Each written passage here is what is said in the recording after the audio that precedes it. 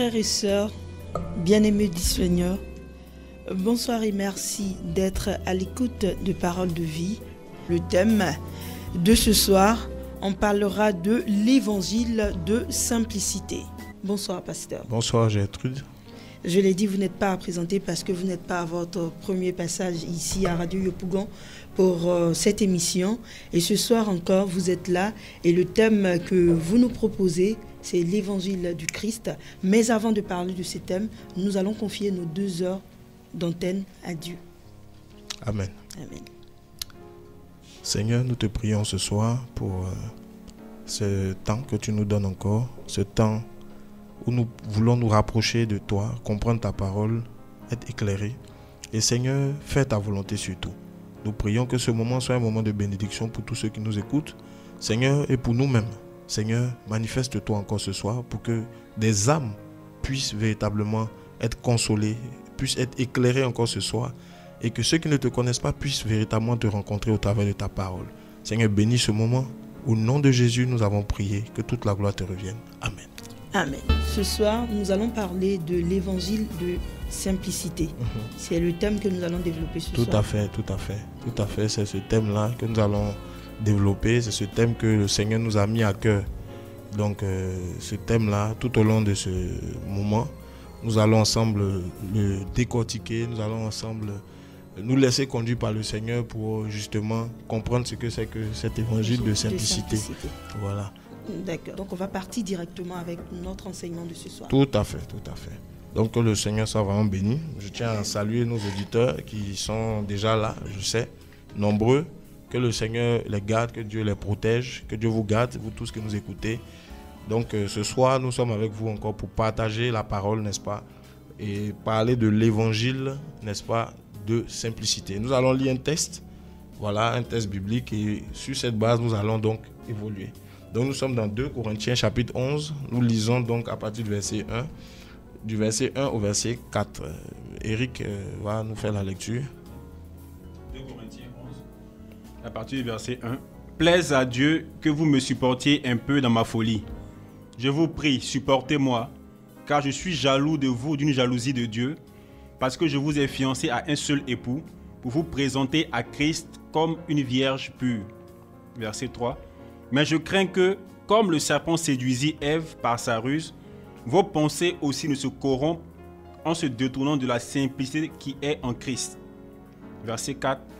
Car si quelqu'un vient vous prêcher un autre Jésus que nous n'avons pas prêché, ou si vous recevez un autre esprit que celui que vous avez reçu, ou un autre évangile que celui que vous avez embrassé, vous le supportez fort bien. Amen. Amen. Donc voici un peu la parole que le Seigneur nous met à cœur ce soir. Cette parole, n'est-ce pas, qui nous donne pas mal d'indications ce qui concerne l'évangile.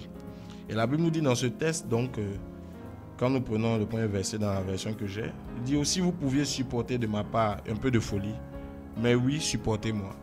Car je suis jaloux de vous d'une jalousie de Dieu, parce que je vous ai fiancé à un seul époux, pour vous présenter à Christ comme une vierge pure.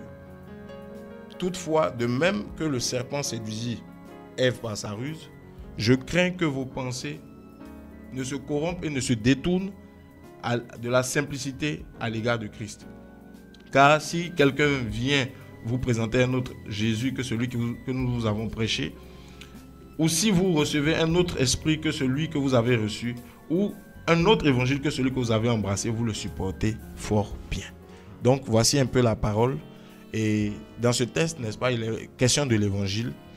Et ici, l'auteur de cet épître, qui était l'apôtre Paul, va justement s'adresser aux chrétiens de Corinthe, donc à l'église. Il ne parlait pas des convertis, il parlait à des chrétiens, des enfants de Dieu convertis à Christ. Et il leur dit ceci.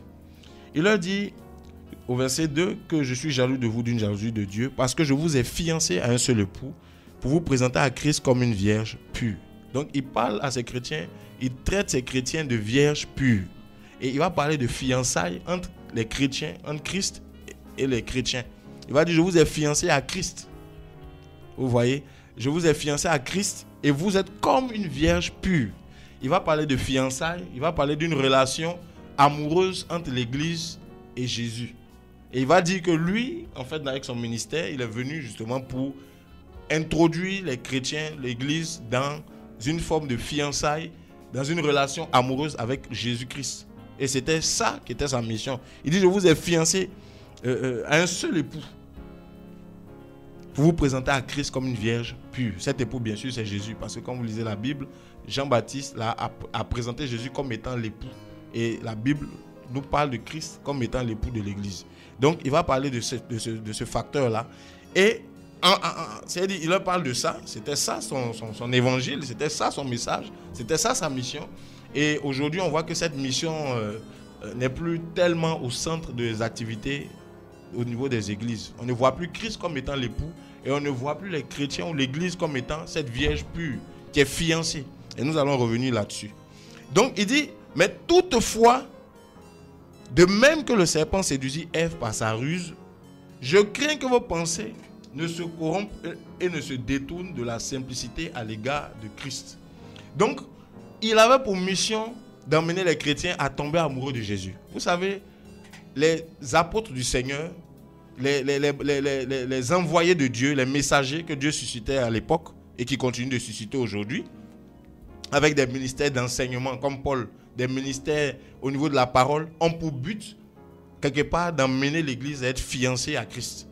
L'Église à avoir une connexion, une relation amoureuse avec Jésus. L'Église à recevoir l'amour de Dieu dans son cœur. Parce que quand on reçoit l'amour de Dieu dans notre cœur, mes amis, il n'y a plus un obstacle qui peut nous arrêter. Alléluia. Quand vous prenez la parole, Paul dit dans Romains 8, il dit, j'ai l'assurance que ni la mort, ni la vie, ni les choses d'en haut, ni les choses d'en bas, ni aucune créature, ni quoi que ce soit ne pourra nous séparer de l'amour de Dieu manifesté en Christ. Quand cet amour est là, rien ne peut t'arrêter.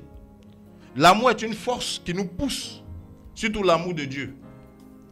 Déjà dans le monde, quand on voit l'amour, cet amour corrompu que nous avons des fois pour des personnes, cet amour intéressé, cet amour qui n'a rien à voir avec l'amour de Dieu, nous emmène déjà même à faire certaines folies pour des personnes mortelles. Maintenant, imaginons l'amour de Dieu, l'amour désintéressé, l'amour pur qui est suscité par le Saint-Esprit. Alors, cet amour-là amène les chrétiens à tomber amoureux, à l'Église à tomber amoureuse de Jésus. Et quand vous êtes amoureux de quelqu'un, mes amis, vous n'allez avoir vos pensées tournées vers cette personne. Vous allez penser à cette personne, vous allez parler de cette personne, vous allez vivre cet amour. La personne est présente dans votre cœur, la personne est avec vous. Vous voyez, et même quand vous vivez des difficultés, à cause de cette personne, vous le supportez bien. Parce que vous aimez cette personne, vous êtes prêt à faire certains sacrifices. Donc, c'était ça qui était important. Il fallait que l'Église soit amoureuse de Jésus. La mission, c'était que les chrétiens soient fiancés à Christ. Et aujourd'hui, s'il y a un problème dans nos églises, ou dans nos communautés, ou dans le milieu chrétien, c'est parce que, bien évidemment, cet amour a disparu. C'est parce que l'amour de Christ a disparu du cœur de plusieurs. Le premier commandement, tu aimeras Dieu de toute ton âme, de toute ta pensée, de toutes tes forces, tu l'adoreras lui seul. Voilà le premier commandement de l'Ancien Testament. Et voici aussi le premier commandement que Jésus va donner dans Matthieu 22. Où les hommes vont lui demander, mais quel est le plus grand commandement? Jésus va dire, tu aimeras Dieu de toute ton âme, de toutes tes pensées, tu l'adoreras lui seul. Ensuite, tu aimeras ton prochain comme toi-même. De ces deux commandements dépendent toute la loi. Voilà. Donc, c'est l'amour de Dieu, c'est cet amour, mais pas l'amour selon le monde, l'amour désintéressé. Aimer Dieu. Donc, voici un peu le message. Il prêchait l'amour de Dieu. Il disait aux gens, aimez Dieu. Vous voyez? Il disait aux gens, soyez amoureux de Dieu. Et comment veux-tu tomber amoureux de quelqu'un qu'on ne t'a pas présenté? Comment veux-tu tomber amoureux de quelqu'un que tu ne connais pas? Tu ne peux tomber amoureux de quelqu'un que tu as rencontré, que tu as vu, dont tu as apprécié les qualités, dont tu as été touché par le charme. Et donc les apôtres du Seigneur parlaient du Seigneur pour que les chrétiens soient charmés, soient touchés par ce Seigneur, par cet amour-là, et que ces personnes puissent justement entrer dans une relation amoureuse avec le Seigneur. Quand c'est comme ça, on n'a plus besoin de te dire quoi que ce soit. Alléluia. Donc c'était cette vie-là que les apôtres avaient en eux, qu'ils communiquaient. Ils prêchaient l'amour pour Christ. Ils emmenaient les gens à tomber amoureux de Jésus, non pas à s'attacher à eux, mais à s'attacher à Jésus. Parce que quand tu es fiancé à quelqu'un, tu marches avec cette personne. Les fiançailles, c'est une période où on chemine ensemble. On apprend à se connaître avant le mariage. On s'intéresse à l'autre. Et il dit que ces fiançailles-là, c'est entre Christ et les chrétiens. Donc, c'est une période où tu t'intéresses à Jésus. Qu'est-ce que Jésus pense de toi? Qu'est-ce que Jésus aime? Comment tu vas faire pour lui faire plaisir? Quand on est fiancé, on veut plaire. Alléluia. Tu vas chercher à plaire à Jésus. Tu vas chercher à plaire à Dieu. Pas aux hommes, pas à ton pasteur d'abord. Pas à tes amis. Pas à ta copine qui te conduit dans le péché. Non. Tu vas chercher à plaire à Jésus parce que tu es fiancé à lui. C'est ses intérêts d'abord. Voici le message des apôtres. Voici le message de Christ. Alléluia. C'est ce message-là qui était prêché. Il dit, je suis venu vers vous pour vous fiancer à Christ comme une vierge pure. Vous présentez-le comme une vierge pure. C'est-à-dire une vierge qui doit se purifier, se sanctifier. Une vierge, pourquoi? Parce qu'elle est sans péché. Une vierge, elle n'est pas souillée. Donc, les chrétiens sont comparés à des vierges parce que quand on te présente à Jésus comme l'époux, tu es obligé de te sanctifier. Tu es obligé de te mettre à part pour lui parce que tu veux lui plaire. Tu ne fais plus n'importe quoi avec ton corps. Tu ne fais plus n'importe quoi avec ton argent. Tu ne fais plus n'importe quoi avec ton temps. Tu te consacres à lui. Tu veux lui plaire. C'est lui qui t'intéresse. Tu ne vis que pour lui. Mais ça a disparu de nos églises. Ça a disparu de nos vies, de nos communautés. Beaucoup se disent chrétiens, mais regardez comment ils vivent. Beaucoup se disent chrétiens, ils n'ont plus le temps pour Jésus. Ils vivent comme s'ils ne sont pas fiancés à Christ. Sachez que l'un des aspects de l'alliance que Jésus est venu conclure avec nous, qu'on appelle Nouvelle Alliance, c'est aussi l'alliance en vue des noces. Une alliance aussi de fiançailles. Alléluia. Oui. Une alliance de fiançailles. Pour nous emmener aux noces. Il y a un mariage derrière. Christ est considéré comme l'époux. C'est pour ça qu'on dit ici, il dit, je vous ai fiancé à un seul époux pour vous présenter à Christ comme une vierge pure. Donc il y a un mariage. Est-ce que tu sais que, en tant que chrétien, tu es dans une alliance qui va se concrétiser par des noces? Tu es dans une alliance avec Jésus, pas avec une femme, pas avec un homme, mais une alliance avec Dieu lui-même, au travers de Christ. Et quand tu es dans une alliance, tu ne peux plus vivre comme ça. Un contrat, une alliance, c'est un contrat. Tu dois te préserver pour la personne. Tu dois remplir ta part du contrat. Mais on ne nous enseigne plus ça. Au contraire. La Bible nous dit ceci. Donc ça, c'est le premier aspect. Voici un peu comment Paul venait. Et au verset 3, il nous dit, toutefois, c'est-à-dire, je suis venu vers vous pour vous présenter Christ. C'est-à-dire, son message, c'était Jésus. Rien que Jésus. C'est lui le fiancé, c'est lui l'époux. Ayez les regards tournés vers lui. Aimez-le. Chérissez-le. Tombez amoureux de lui. Il est comme ci, il est comme ça. Le voici. Dieu se manifeste au travers des apôtres pour confirmer ce message. Et pendant que les apôtres se battaient pour présenter Christ comme l'époux, pour amener les chrétiens à comprendre que l'appel, la mission de Jésus, c'est pour nous introduire dans des fiançailles. Voici pourquoi le premier miracle même de Jésus, c'était aux noces de Cana. C'était prophétique. Parce qu'il s'est révélé, il est venu en tant que l'époux. Donc c'est aux noces, il a commencé à se manifester ses œuvres pour pouvoir charmer son épouse. Alléluia. Amen. Pour lui montrer qu'il est venu, il y a aussi des noces. Et pendant que ce travail est fait, la Bible dit, toutefois, de même que le serpent séduisit Ève par sa ruse, je crains que vos pensées ne se corrompent et ne se détournent de la simplicité à l'égard de Christ.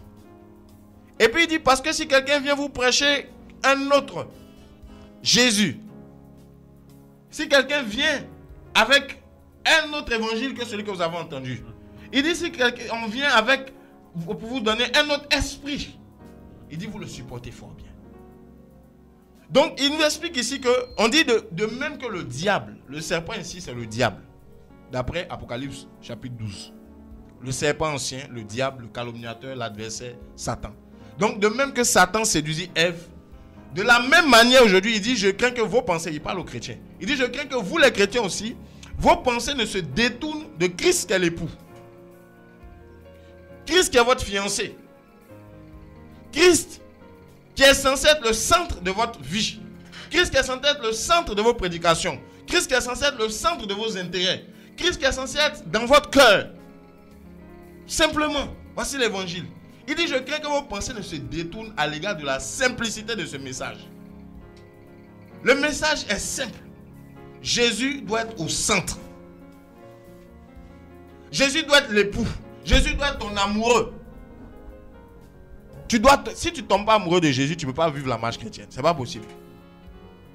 Alléluia. C'est une question d'amour. Ce n'est pas une question d'aller à l'église chaque dimanche. Ce n'est pas une question d'être sur la liste de ceux qui payent leurs dîmes ou leurs offrandes régulièrement. Ça n'a rien à voir. Ça a à voir avec l'amour que tu as pour le Seigneur, que tu as reçu, et l'alliance dans laquelle tu te trouves, qui est une alliance de fiançailles. Tu sais que tu es destiné à quelqu'un. Tu ne peux pas faire n'importe quoi avec ton corps, avec ta vie. Donc tu veilles. Ce n'est même pas une question de je peux pas. Je dois le faire. Et je le fais. Que ça me plaise ou pas, je cherche à plaire à mon époux, à mon fiancé, à celui pour qui je vis. C'est cette relation amoureuse-là, mes amis, Satan la combat dans les églises. Comment? La Bible dit que Satan va séduire par la ruse. Satan est rusé, mes amis. Satan ne va pas venir avec des cornes pour vous attaquer. Pour dire je suis le diable. Fuyez-moi. Je suis méchant. Je suis mauvais. Non. Il ne va pas prendre une cape noire pour venir, pour dire ah je suis des ténèbres, tout ça. Non. La Bible nous dit que Satan séduit au niveau des pensées et détourne de la simplicité à l'égard de Christ. C'est-à-dire le message de l'évangile qui était simple par rapport à Jésus, il va rendre ce message compliqué aux oreilles de ceux qui l'écoutent. Il va rendre ce message difficile à comprendre alors que le message de l'évangile est simple. On doit aimer Jésus plus que tout.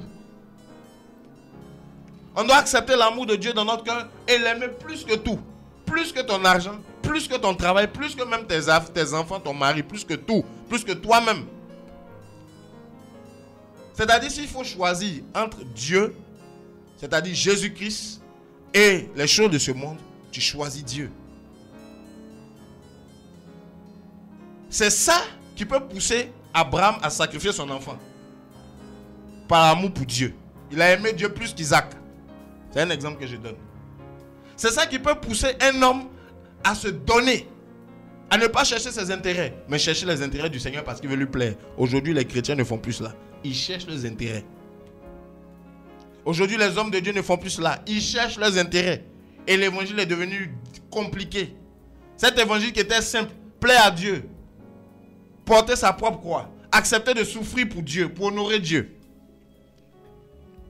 Aujourd'hui, on ne veut plus souffrir pour Dieu. Aujourd'hui, on ne veut plus honorer Dieu, on veut s'honorer soi-même. La simplicité à l'égard de Christ, l'évangile de simplicité a disparu. Dieu nous veut dans cette simplicité. Et ils nous dit, car si quelqu'un vient vous présenter un autre Jésus, vous recevez un autre esprit et vous entendez un autre message, vous le supportez fort bien. Donc comment Satan séduit l'église, mes amis, c'est avec un autre message, c'est avec un autre Jésus. Il ne vient pas avec des cornes, il se déguise. Mes amis, il se déguise et il va utiliser aussi des personnes qui se déguisent. Parce qu'il a des agents. Pour séduire. La Bible dit le même que le serpent séduisait. Je suis venu ce soir mettre en garde les chrétiens.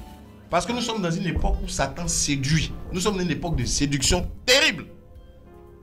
Et la séduction fonctionne quand on ne sait pas qu'elle est là. C'est là qu'elle fonctionne mieux. Par la ruse. Vous savez, la ruse, c'est là de faire quelque chose en cachette. Et le temps qu'on se rend compte que cette chose est en train d'être faite, on a déjà fini de la faire. La ruse, c'est la sournoiserie. C'est la tromperie. Vous comprenez?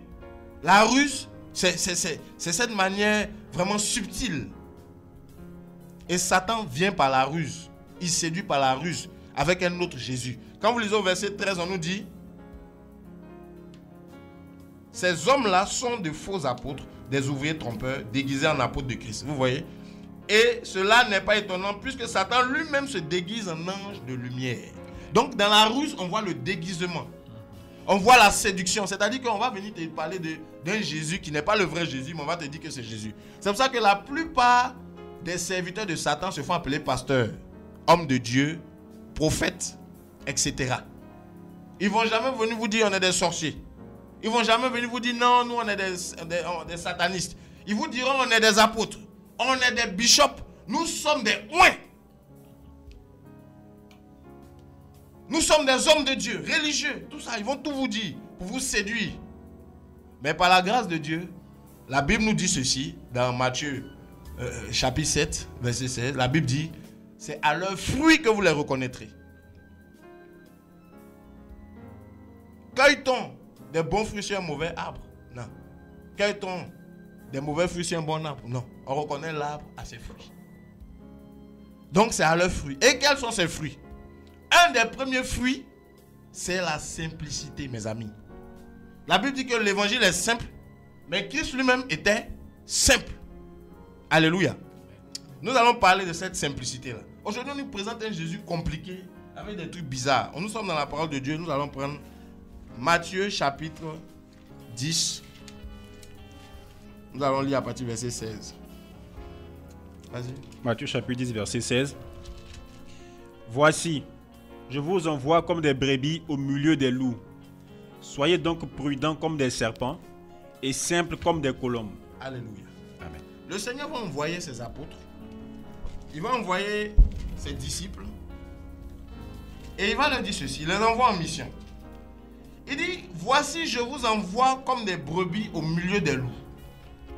Soyez donc prudents comme des serpents et simples comme des colombes. Donc le Seigneur envoie des gens dans la simplicité. Il les appelle à être simples. Il dit, mettez-vous en garde contre les hommes, car ils vous livreront au tribunal, ils vous battront de verge dans les synagogues, etc. Quand vous lisez la suite. Donc, le Seigneur va leur dire, soyez simples. Donc les chrétiens, les disciples du Seigneur sont appelés à la simplicité. Et cette simplicité, c'est quoi? C'est vrai que d'abord, c'est dans le message. Le message est simple. Jésus-Christ est l'époux. Nous sommes fiancés à lui. C'est lui qui doit être au centre de tout. Dans les prédications, c'est ses intérêts qu'on doit rechercher. Pas les intérêts d'un pasteur. Pas les intérêts d'une communauté. Pas les intérêts d'un groupe de personnes. Mais les intérêts de Christ.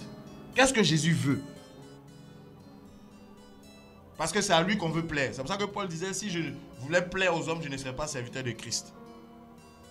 Dans le livre de Galates. C'est à Christ qu'on doit plaire. Même si tout le monde doit te détester, cherche à plaire à Dieu. Même si on doit te rejeter, te lapider, comme les apôtres, on les a lapidés parce qu'ils aimaient Jésus. Ils ont dit, veut obéir à Dieu plutôt qu'aux hommes. Chaque fois qu'on leur demandait de faire des choses, ils prenaient position pour le Seigneur. Donc, c'est ce message-là. C'est aussi simple que ça. Donc, premièrement, la simplicité à l'égard de Christ, c'est dans notre relation avec lui en tant qu'épouse, en tant que fiancé. Nous avons le rendez-vous des noces, le rendez-vous galant. Ce soir, ce n'est pas le sujet. Mais tout chrétien doit savoir qu'il est appelé à des fiançailles avec Christ. Amen. Amen. Et la simplicité ici, on nous dit, soyez simples comme des colombes. Alors mes amis, la simplicité c'est quoi? La simplicité, premièrement, c'est l'humilité. Jésus est venu, il était simple dans son attitude. La simplicité à l'égard de Christ, c'est le message par rapport à notre relation avec lui. C'est aussi la vie de Christ. Jésus était simple.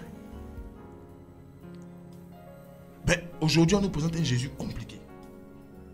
Jésus était simple dans son approche. Il était humble. La Bible dit qu'il existait en forme de Dieu. Dans Philippiens 2, chapitre 5. On va lire ce passage. Premier point sur la simplicité. Mes amis, nous vivons des temps difficiles dans l'église. C'est ici en Côte d'Ivoire, dans les nations, nous sommes en train de voir quelque chose d'incroyable dans le milieu chrétien. Philippiens chapitre 2, le verset 5. Ayez en vous les sentiments qui étaient en Jésus-Christ, lequel, existant en forme de Dieu, n'a point regardé comme une proie à arracher d'être l'égal avec Dieu, mais s'est dépouillé lui-même en prenant une forme de serviteur, en devenant semblable aux hommes et ayant paru comme un simple homme. Il s'est humilié lui-même, se rendant obéissant jusqu'à la mort, même jusqu'à la mort de la croix. C'est pourquoi aussi Dieu l'a souverainement élevé et lui a donné le nom qui est au-dessus de tout nom, afin qu'au nom de Jésus, tout genou fléchisse dans les cieux, sur la terre et sous la terre, et que toute langue confesse que Jésus-Christ est Seigneur, à la gloire de Dieu le Père. Alléluia. Amen. Alors, dans ce message-là, on nous dit que Christ, on dit, ayez en vous le sentiment qui est en Jésus.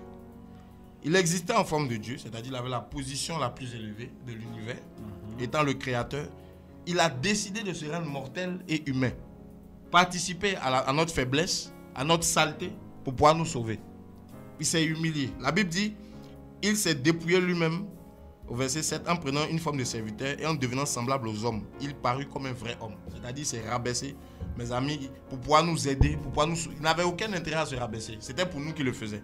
Et il l'a fait, il s'est humilié, se rendant obéissant jusqu'à la mort même de la croix. C'est-à-dire la mort humiliante. Il n'est pas mort simplement. Il est mort dans l'humiliation. Pratiquement nu sur une croix. Lui qui était Dieu, lui qui est Dieu. Pour pouvoir nous sauver. Il a accepté d'aller jusque-là. Donc la Bible dit, ayez ce sentiment en vous. La simplicité à l'égard de Christ, c'est d'abord le sentiment qui était en Jésus, l'humilité. Combien de chrétiens ne sont plus humbles? Combien de pasteurs ne sont plus humbles? On ne voit plus la simplicité dans l'église. On voit la complexité, l'orgueil. Les choses simples ne nous plaisent pas. On aime les choses compliquées. L'humilité n'est plus notre partage. C'est l'orgueil qui règne dans les églises. Or, l'orgueil précède la chute. D'après Proverbe. C'est l'humilité qui précède la gloire. Et on nous enseigne un évangile. Jésus est venu nous enseigner l'évangile de l'humilité, de l'humiliation. Voici pourquoi, quelque part, il dit, celui qui veut se lever sera abaissé, mais celui qui s'abaisse sera élevé. Voilà le message de Jésus. Alléluia. Parce qu'il connaissait les hommes. Il voulait leur enseigner un chemin qu'ils ne connaissaient pas. Les hommes, pour être élevés, il faut être ambitieux, il faut chercher l'argent, il faut avoir une grosse maison. Ça veut dire que tu es ambitieux, ça veut dire que tu as réussi, tout ça. Et c'est ce message qu'on nous prêche. C'est ce Jésus qu'on nous présente. Le Jésus de l'élévation. Selon les hommes. Viens à Jésus, tu vas prospérer. Viens à Jésus, tu vas te marier. Viens à Jésus, tu auras un travail, une voiture, un costume. Viens à Jésus, tes affaires seront réglées, les gens vont te respecter.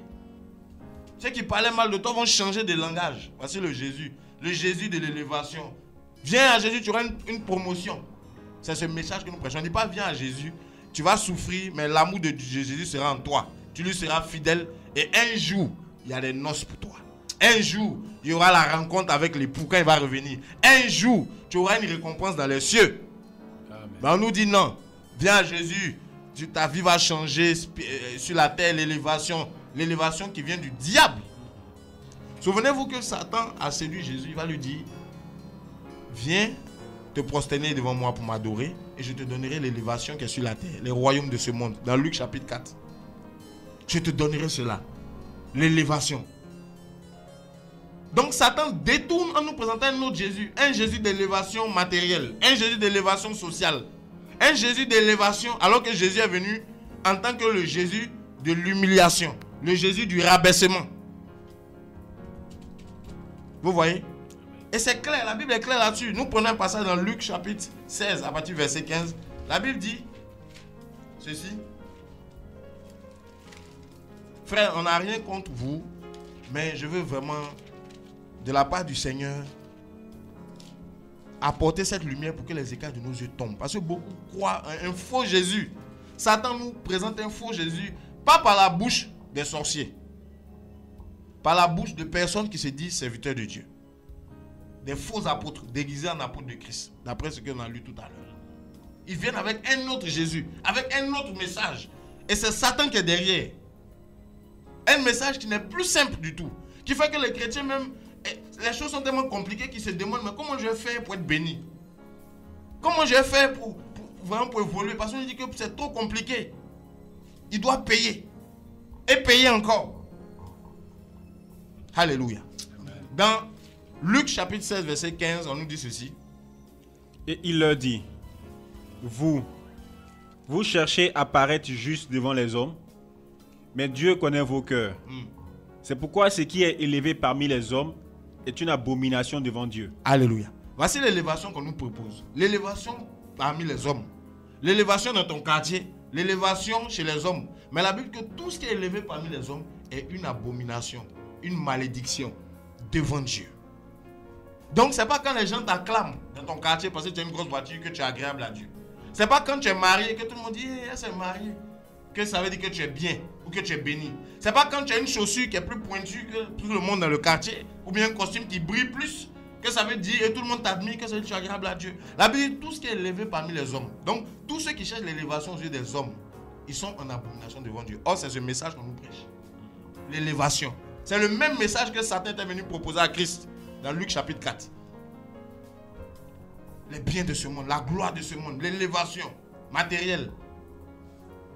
Et ça ne date pas d'aujourd'hui. Satan a toujours séduit l'homme avec. Et ça continue. Aujourd'hui, beaucoup de chrétiens sont détournés de la simplicité, de l'humilité. Ils ne veulent plus être simples. Dans leur manière de s'habiller, ils ne veulent plus la simplicité. Ils veulent des costumes bizarres. Les filles s'habillent bizarrement. Les hommes s'habillent bizarrement. Même des pasteurs, des hommes de Dieu. Tant que leur costume n'est pas bizarre, ils ne se sentent pas à l'aise pour prêcher. Quand vous rentrez dans les communautés, le gars qui a le costume le plus bizarre, on reconnaît que c'est lui qui est établi sur cette communauté. Rapidement. Par ses habits, déjà, on peut le distinguer. Ça, ce n'est pas l'évangile de Jésus.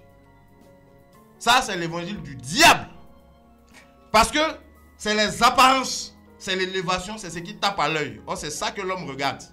D'après 1 Samuel 16, le verset 7. Là. Vous voyez? C'est ça. Aujourd'hui, c'est ce qui tape à l'œil. Le m'as-tu vu? L'élévation, l'orgueil dans l'église. Ça touche les chrétiens. Leur langage est devenu bizarre. Il n'y a plus l'humilité, c'est l'arrogance. Toujours en train de se vanter. Les pasteurs, pareil. Le vêtement, c'est le m'as-tu vu. Alors que Jésus était simple. Vous savez, quand ils sont allés arrêter Jésus, comme je dis des fois, Jésus était au milieu de ses disciples. Quand ils sont arrivés, ils ne l'ont pas reconnu. Il fallait que Judas aille lui faire une bise, l'embrasser, pour que les autres puissent le reconnaître. Parce que Jésus était pareil que ses disciples. Quand tu regardais son habillement, il n'était pas différent de ses disciples. Il ne disait pas, bon, je suis le Seigneur, je suis établi sur l'univers. Je vais me faire une toge avec une longue cape qui fait 7 mètres derrière. Comme ça, dès que je vais arriver, on saura que c'est moi. Ou bien j'aurai une canne, une couronne, une chaîne en or, une bague bizarre pour me distinguer des autres. Ou bien quand les gens vont venir nous trouver, j'aurai mon trône en hauteur. Comme ça, dès que les gens vont voir, ils vont savoir que c'est moi qui suis établi ici, en tant que le Messie. Voici le problème. Mon ami, vous allez réaliser avec moi, si vous suivez bien ce message ce soir, qu'il y a un problème dans nos églises. Le diable détourne les chrétiens, les pasteurs de la simplicité, de l'humilité. Ce soir, on va parler plus de ça. L'humilité dans l'église. Par rapport au comportement, par rapport à l'attitude, par rapport à l'habillement, on voit trop de choses. Même par rapport au message, l'arrogance. Jésus était simple dans sa manière d'être. Quand ils sont venus, ils n'ont pas pu le reconnaître. Parce que Jésus était comme ses disciples. On dit, mais où il est? Qui est Jésus? Il dit, c'est moi. Il était obligé de se signaler. Tellement il était simple. C'est pour ça que j'aime Jésus. Alléluia. C'est le modèle, c'est le maître. Mais aujourd'hui, ces soi-disant serviteurs, eux, ils ne sont pas comme lui. Eux, c'est les costumes serrés, cintrés. Eux, ils ont des gardes du corps. Parce que Dieu ne peut plus les garder. Un pasteur ou bien un homme de Dieu qui a un garde du corps, c'est que Dieu n'est plus avec lui. Alléluia. Mais oui, parce que si Dieu te garde, tu n'as pas besoin de garde du corps. Je vois dans la Bible, je ne vois pas des hommes de Dieu avec un garde du corps. Non. Mais aujourd'hui, on veut imiter les gens du monde. Comme les gens du monde importants ont des gardes du corps, nos pasteurs copient. C'est la séduction du diable. Comme les gens du monde ont des protocoles bizarres, alors on copie pour se rendre VIP. Le système VIP dans l'église, ça vient du diable. Comment est-ce qu'on peut rentrer dans une communauté, dans une église ou dans un milieu chrétien et il y a des places VIP? Qui est VIP en Jésus? Même Jésus, c'est lui-même le plus VIP des VIP, il s'est rendu semblable à nous. Il mangeait dans la même assiette que ses disciples. C'est pour ça que Judas mangeait dans la même assiette que lui. Il dit, lui qui plonge son pain, qui prend le pain en même temps que moi, c'est lui qui va me trahir. Mais nos pasteurs aujourd'hui, ils sont trop arrivés. Excusez-moi. Mais il faut que ça cesse. Ça vient du diable, mes amis. Ça ne vient pas de Dieu. C'est l'orgueil qui s'est emparé de leur cœur. Ils ont besoin d'être délivrés. Je n'ai rien contre les pasteurs, mais j'ai quelque chose contre les œuvres du diable. La Bible dit, ne prenez pas part aux œuvres infructueuses des ténèbres. d'après Ephésiens 5, 11. Mais condamnez-les, c'est ce que nous faisons ce soir. Dénoncez-les. Donc peut-être que tu es choqué, mais des fois on a besoin d'être choqué pour être réveillé. Ça va te faire du bien après, tu vas voir. Alléluia. Sinon, j'ai rien contre toi. J'encourage ceux qui sont déjà dans l'humilité, dans la simplicité. Mais ceux qui ne le sont pas, qu'ils se repentent. Voilà. Parce que Dieu résiste aux orgueilleux. C'est incroyable ce que nous voyons. Et on laisse ces problèmes-là. On ne va pas en parler. On va dire non, tu vas voyager, tu vas te marier, tout ça là. Vous donne l'argent, tout ça. Vous ne voyez pas ce qui se passe? Mes amis, que vos yeux s'ouvrent ce soir. Amen. Satan est en train de détourner l'église de la simplicité de Christ pour l'introduire dans l'orgueil, pour l'introduire dans l'égarement. Il est en train de la détourner. Des pasteurs avec des cannes. Vous voyez Jésus avec une canne, avec un spectre papal, comme le pape, là, tout ça là. Des gadgets spirituels. Qu'est-ce qui se passe là? C'est la mystification, mes amis. Il n'y a plus la simplicité. Le message de l'évangile a disparu. C'est des blablabla maintenant. Et on essaie maintenant d'épater les gens avec le matériel. Être le plus mystérieux possible. Alors d'autres vont laisser leur barbe pour se donner un genre. D'autres vont avoir des coiffures. D'autres vont porter des chapeaux. On en a de tout maintenant. D'autres c'est des cannes, des chaînes, de la poudre, de l'huile. Il y a tout.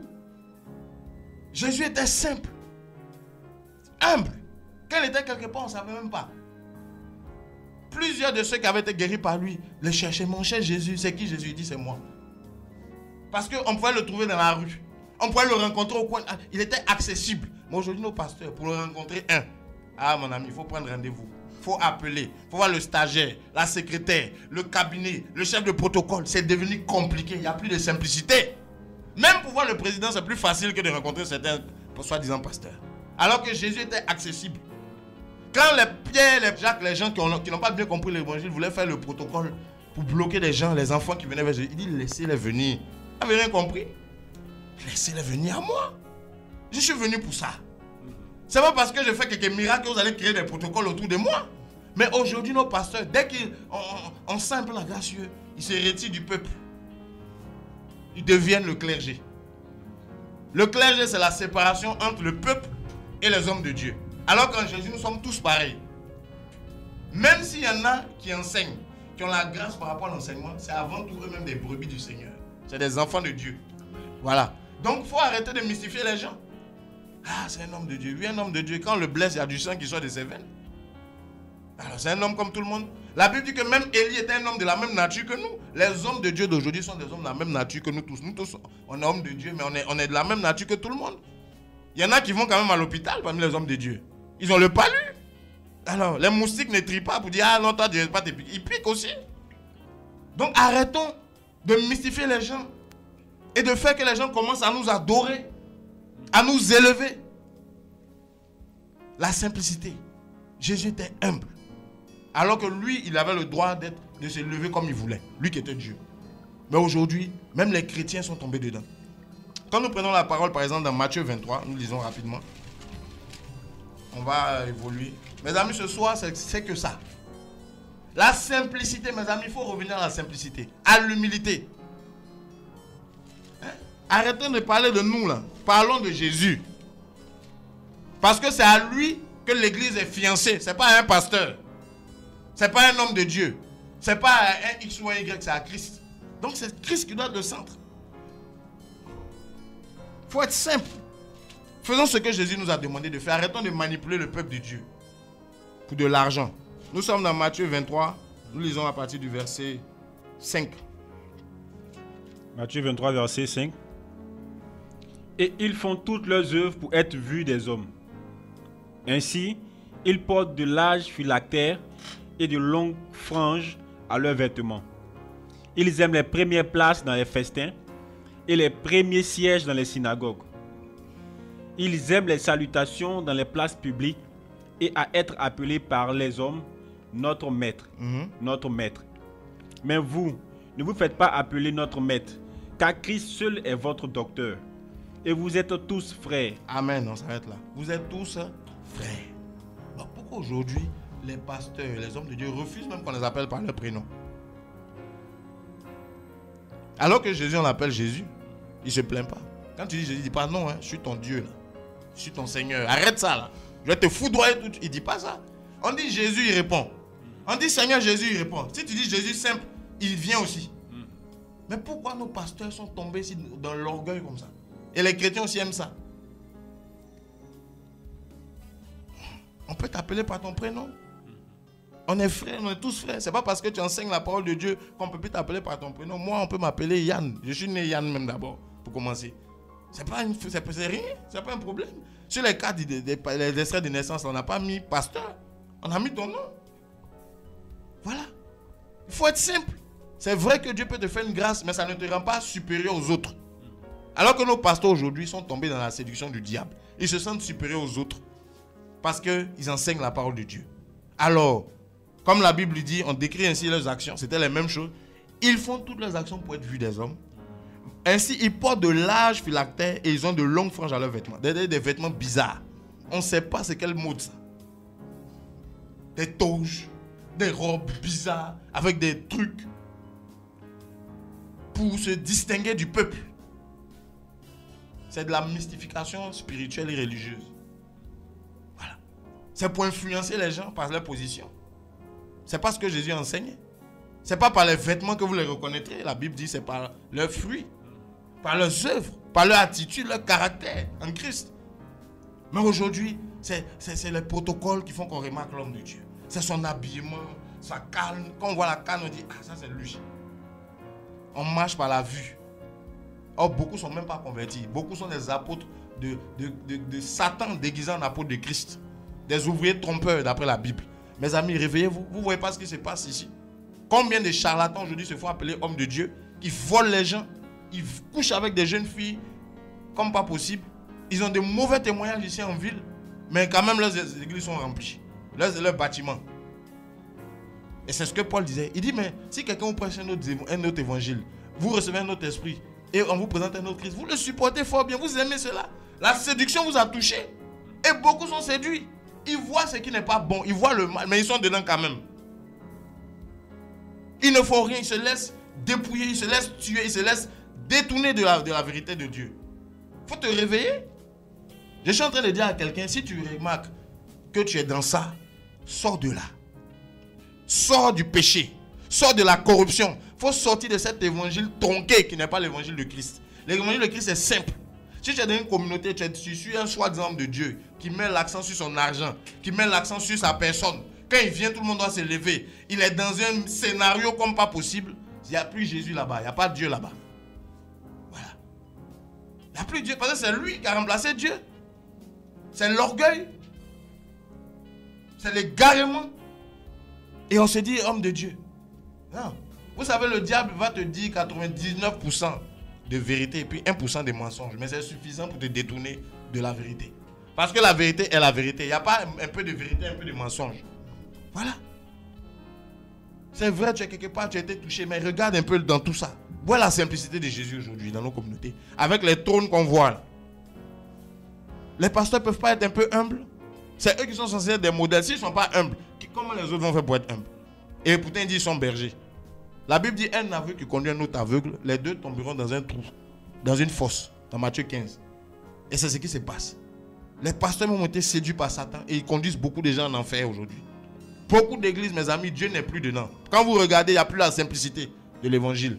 C'est le Matthieu vu. C'est la mystification religieuse. On va mettre les titres devant. Voici ici, on nous dit, d'abord, premier point, c'était le vêtement. Collet clérical. Toge. Pour se distinguer des laïcs. Où on a vu ça? C'est vrai, vous me direz l'Ancien Testament. Oui, mais aujourd'hui, c'est pas par la vue que nous marchons, c'est par la foi. Et c'est les fruits.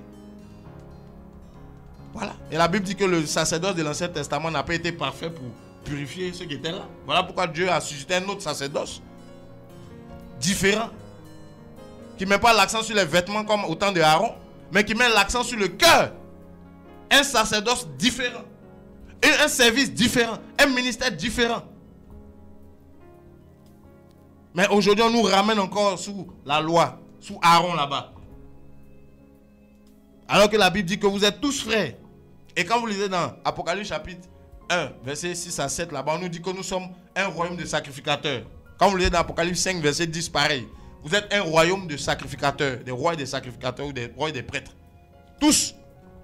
Donc aujourd'hui, les pasteurs ne sont pas sacrificateurs et puis les autres sont... Le peuple est là. Parce qu'en Jésus, nous sommes tous peuple de Dieu. Maintenant, les uns sont apôtres, les autres sont prophètes, ainsi de suite.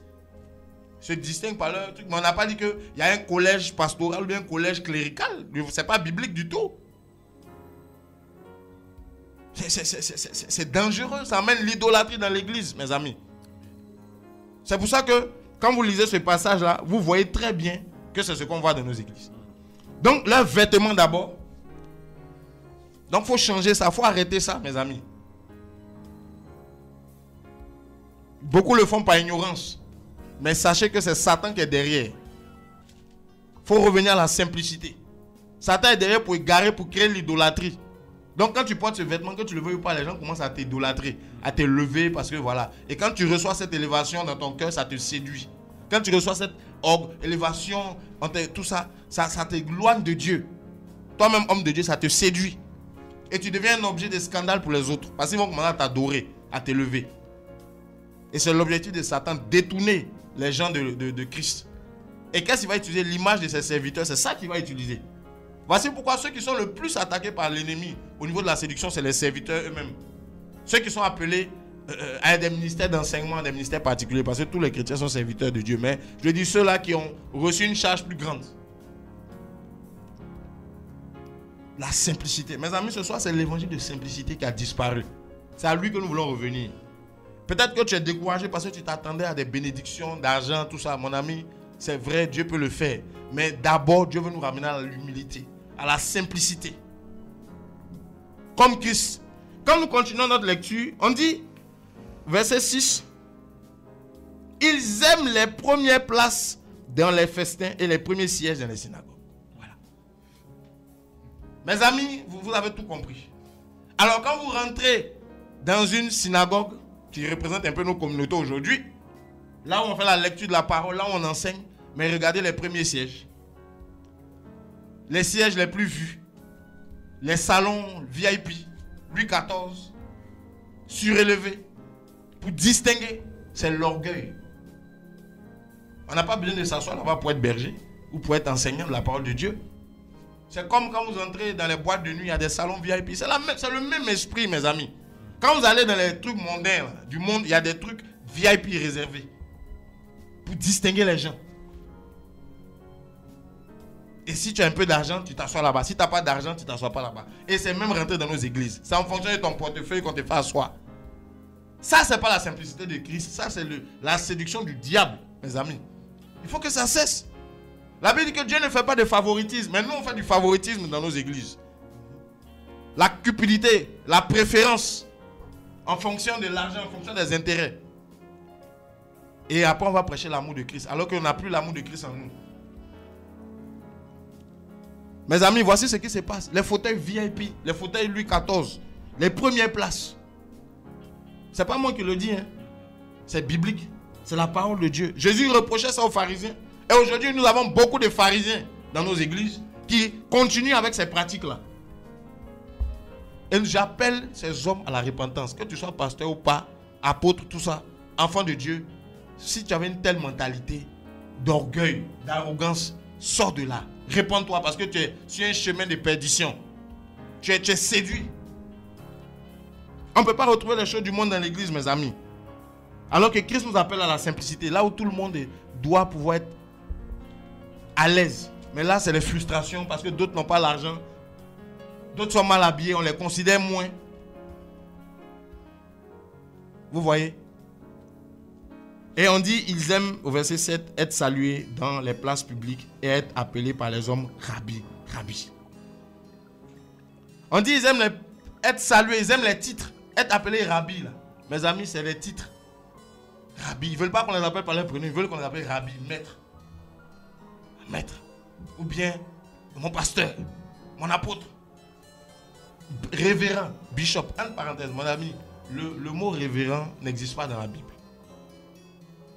Il n'y a aucun verset, aucun passage qui nous parle d'un poste ou d'un titre ou d'un ministère de révérend ou d'un positionnement. Ça vient du diable. Ça, il faut que ce soit clair ce soir. tous ceux qui s'appellent révérends ont besoin de se repentir. Parce que ça n'a aucun fondement biblique. Jésus n'a jamais suscité un ministère ou une position de révérend. Parce que c'est Dieu seul qui doit être révéré. La révérence, c'est une forme d'adoration. Voici pourquoi quand vous lisez par exemple dans le livre de Actes chapitre 19, un des rares passages où la Bible nous parle du verbe révérer. 24, Actes chapitre 19. Actes chapitre 19, verset 24. Car un certain homme nommé Démétrius, orfèvre, fabriquait de petits temples d'argent de Diane et apportait beaucoup de profit aux ouvriers du métier. Il les rassembla avec ceux du même métier et dit: Ô homme, vous savez que tout notre gain vient de cet ouvrage. Et vous voyez et entendez que non seulement à Éphèse, mais dans presque toute l'Asie, ce Paul, par ses persuasions, a détourné beaucoup de monde en disant que les dieux faits de main d'homme ne sont pas des dieux. Voilà. Et il n'y a pas seulement à craindre pour nous que notre métier ne soit décrié, mais même que le temple de la grande Diane ne tombe dans le mépris et que sa majesté, que toute l'Asie et que le monde entier révère ne soit anéanti. Amen. Donc, Diane là, mes amis, ça va peut-être vous choquer. Mais la Diane là, la Diane des Éphésiens, n'est rien d'autre que cette déesse là, qui se faisait appeler Ishtar chez les Égyptiens. C'est une déesse qui était adorée. On la prenait pour la mère. Amen. La mère de... elle avait un fils aussi. Et elle était adorée. Les Éphésiens disaient que c'était elle qui les protégeait, tout ça. C'était la même déesse qu'on retrouvait à l'époque, au temps de Baal, Astarté. C'est la même déesse. Aujourd'hui, elle a d'autres noms. Voilà. Et cette déesse-là était adorée, on lui faisait des statues. Aujourd'hui, vous allez voir qu'on continue encore de faire ces statues. Peut-être que le nom a changé, mais ça continue. Amen. Voilà. Parce qu'au ciel, il y a un Dieu qui est Père, qui s'est manifesté en Christ, le Fils. C'est tout. Mais aujourd'hui, on va vous parler de la reine du ciel. C'était cette déesse-là. Et Paul était venu prêcher contre justement cette déesse-là. Et il disait aux gens d'arrêter de faire des statues.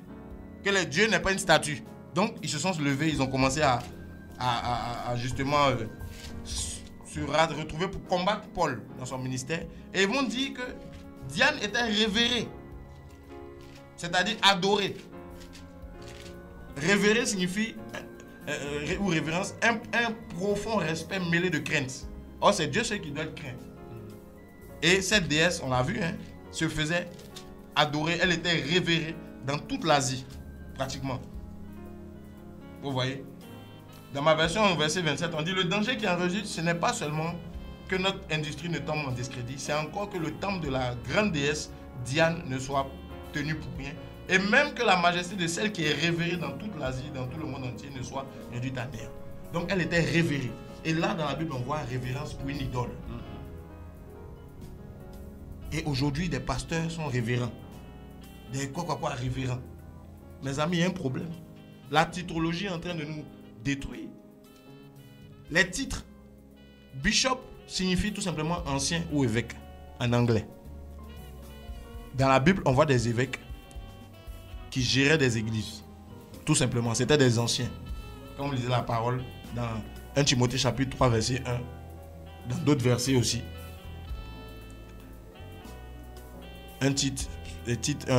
Chapitre 1 verset 59 aussi nous parle de ça. Mais aujourd'hui, c'est devenu, quand on dit bishop, c'est voilà. Il y a un comportement bishopal qui on se sent différent, on commence à marcher comme avec une autre démarche. L'orgueil est en train maintenant de détruire l'église, mes amis. Les révérends, aujourd'hui il y a des généraux, mon général, tout ça là, c'est les titres.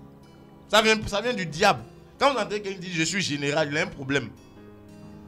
Il a un problème. C'est pas tes œuvres, c'est pas tes fruits. La titrologie.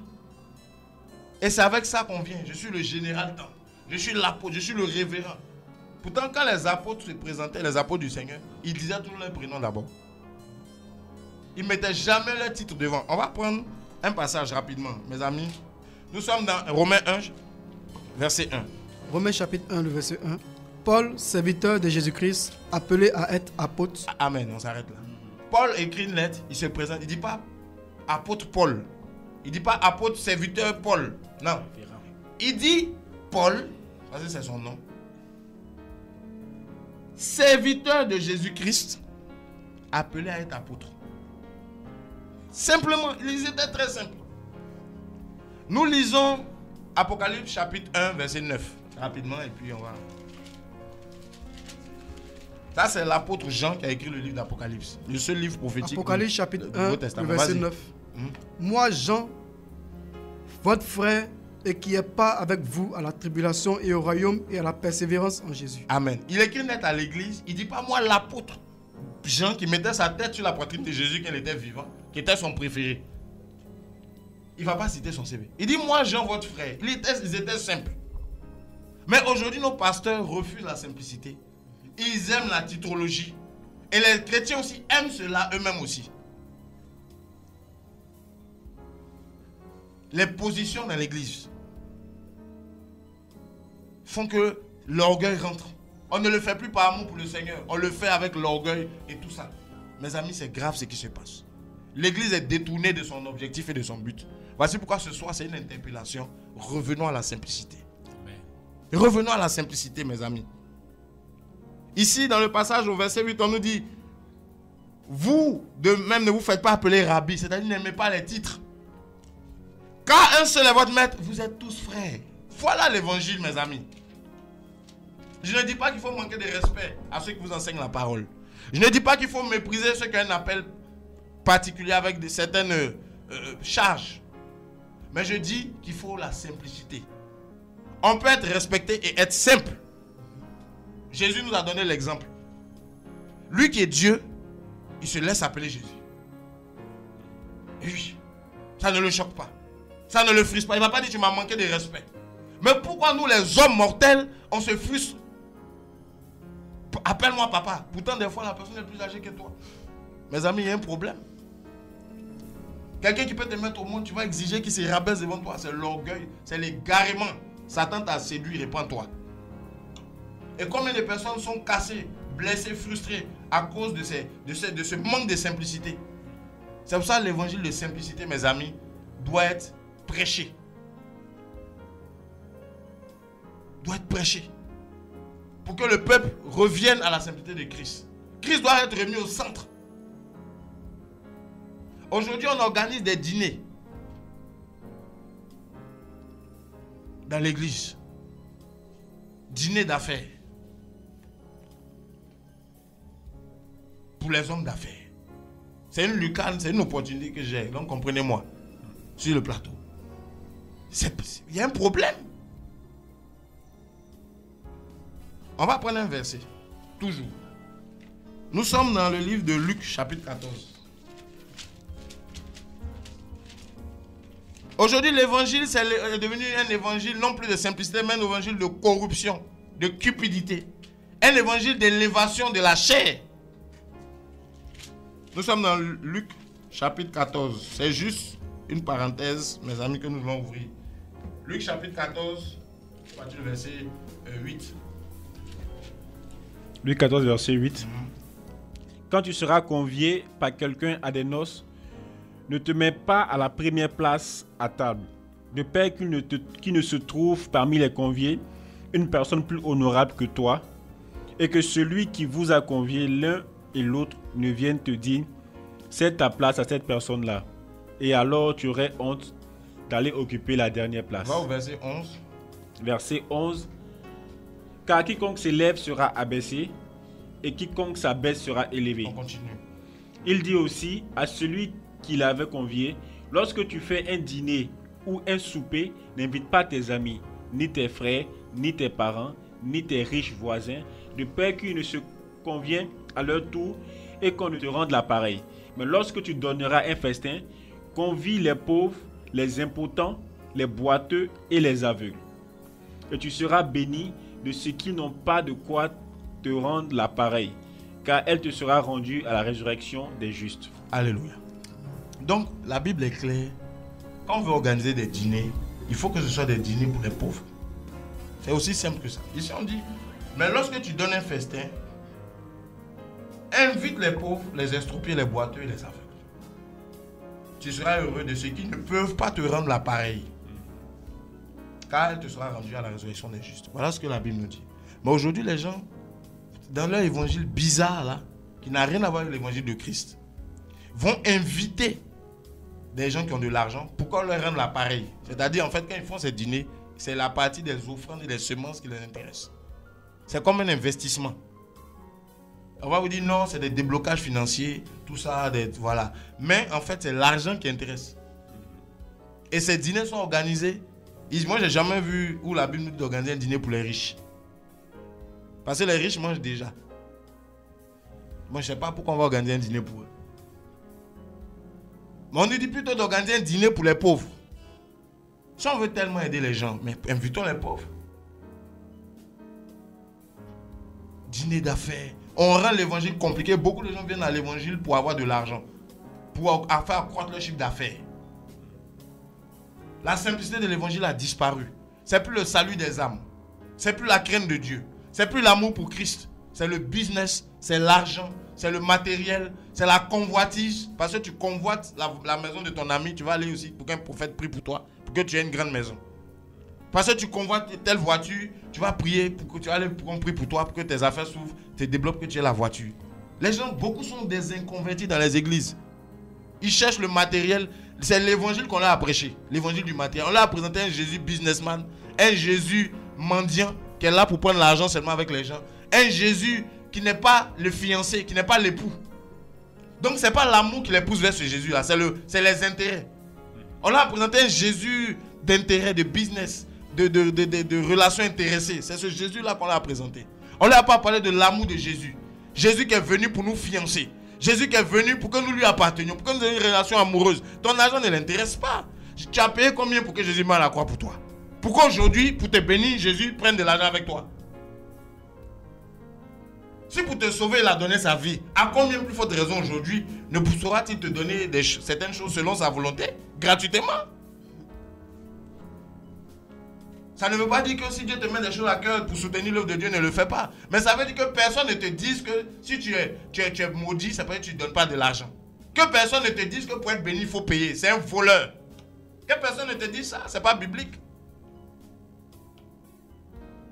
Que personne ne te dise que tout dépend de ton argent et de tes biens. Parce que la Bible dit que la vie d'un homme ne dépend pas de ses biens. Même s'il est dans l'abondance, même s'il est milliardaire, ce n'est pas en fonction de ses biens que Dieu le voit.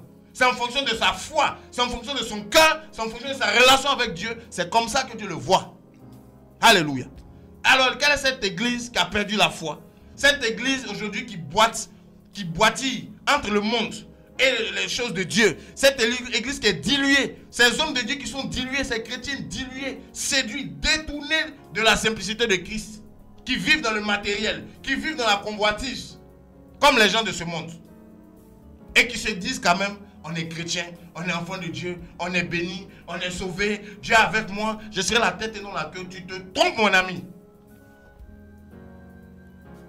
Tu te trompes, mon frère. C'est pas ça l'évangile. L'évangile, c'est ta conversion. Par amour pour Dieu. C'est ton changement de vie. Parce que tu es devenu une nouvelle créature. Tu abandonnes les choses du passé et tu rentres dans une nouvelle vie avec le Seigneur. Une relation d'amour. Une relation où tu lui es fidèle parce que tu lui appartiens. Et l'amour de Dieu te transforme. L'amour de Dieu t'empêche de tomber dans le péché, dans la séduction, dans toutes ces choses de ce monde-là. Tu vis dans le monde mais tu n'es pas du monde.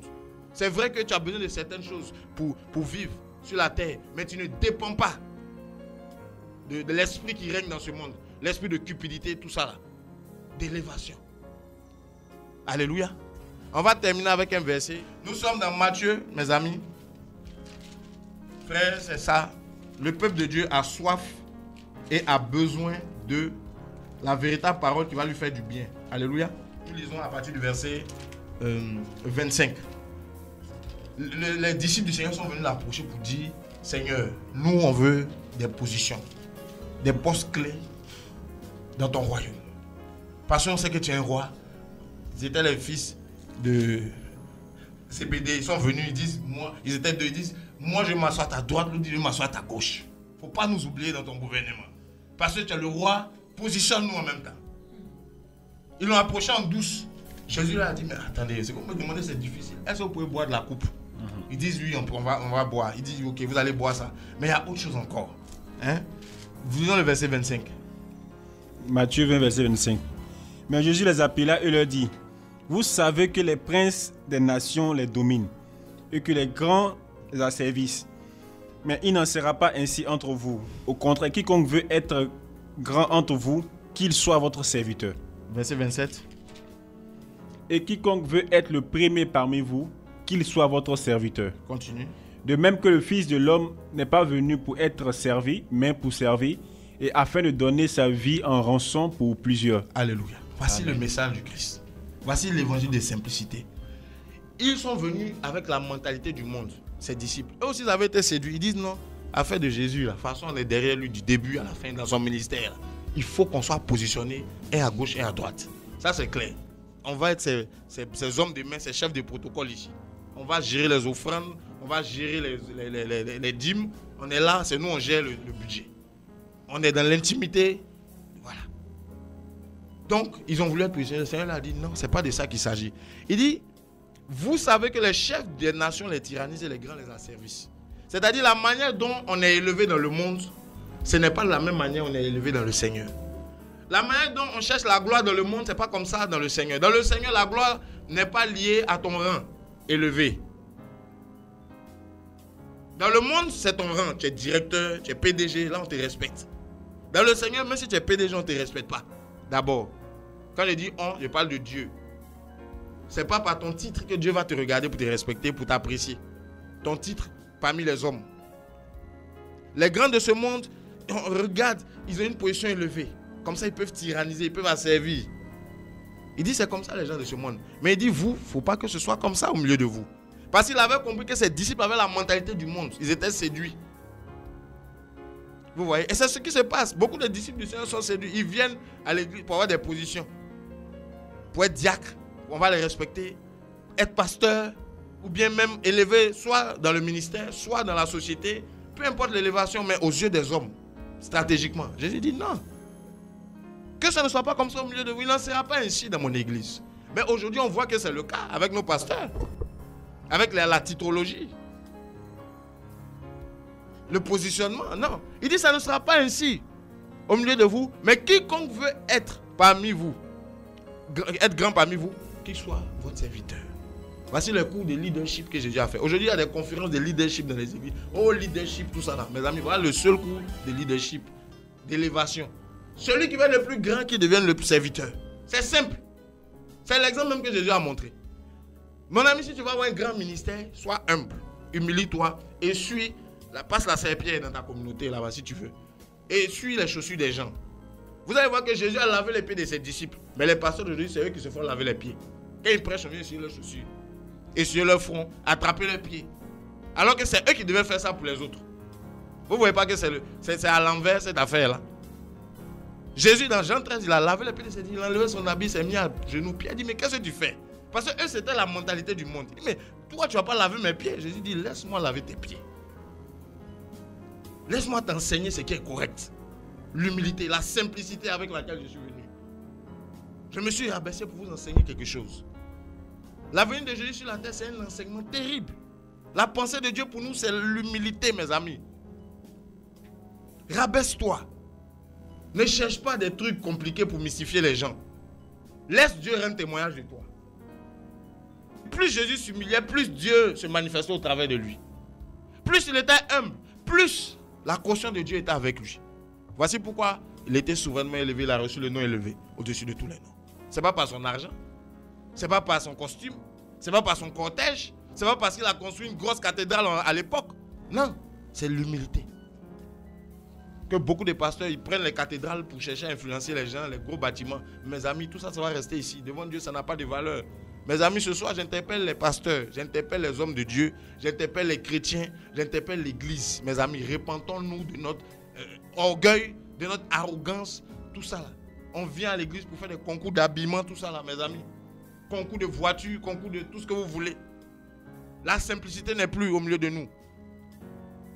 Verset 27 dit, quiconque veut être le premier parmi vous, qu'il soit votre serviteur.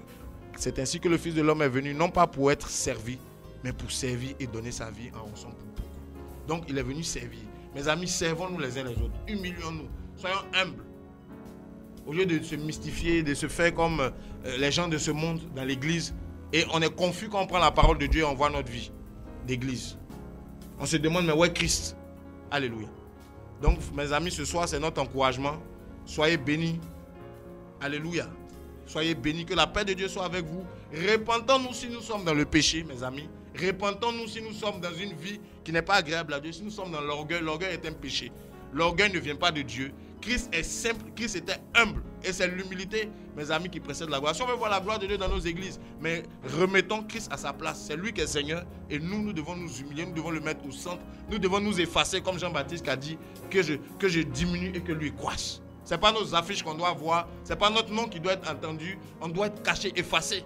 Nos trônes là, il faut qu'on les fasse disparaître un peu. Parce qu'on est fatigué de vous voir, mes amis. Alléluia. Donc soyez bénis, soyez encouragés dans la foi. Mes frères, si vous êtes choqués ce soir, bénissez le nom du Seigneur. Alléluia, parce que la délivrance est proche. Amen. J'ai la foi que Dieu va de plus en plus susciter des gens avec une langue comme une épée pour couper les liens du péché, pour renverser les œuvres du diable. Mes amis, un message de vérité qui ne va pas tenir compte de ceux qui sont en face. Un message qui va tenir compte de l'état des cœurs. C'est de ça qu'on a besoin. On est fatigué des messages sucrés, des messages qui nous massent un peu la chair, des messages qui viennent dans le sens de tes intérêts. On veut les messages qui viennent dans le sens de l'intérêt de Dieu. On ne cherche pas à nous plaire nous-mêmes. Non, mes amis. C'est le Seigneur. Son nom est sali dans l'église. Vous ne voyez pas cela? Le nom du Seigneur. Au point où maintenant, c'est les journaux même qui en parlent. Ça ne fait pas honte au pasteur un peu? Ça ne fait pas honte à l'église? Aux chrétiens? Le témoignage que les gens ont, dans certains journaux, on entend maintenant, ah, tel pasteur a escroqué, tel c'est des voleurs, machin, tout ça là. C'est plus caché. Le message que le partage avec vous ne devait pas vous choquer. Ça court déjà les rues. Ça prouve qu'il y a l'église a un problème en Côte d'Ivoire. Et eux de régler ces problèmes-là, on est toujours en train de faire des fêtes. C'est la fête, c'est le matu vu, tout ça là. Mais la vérité a disparu. La simplicité de Christ a disparu. Voici pourquoi l'église est dans cet état-là. Et tant qu'on ne revient pas à Christ, qu'on pense vraiment se séduire avec nos manifestations, nos programmes et tout ça, sans mettre Jésus à sa place, l'église, il y aura toujours la confusion. Alléluia. Donc c'est une interpellation à la repentance. Allez dire ça à vos pasteurs, vous qui m'écoutez ce soir. Vous-même repentez-vous. Mes amis, l'heure est grave. L'heure est grave. Voilà. Que personne ne nous séduise.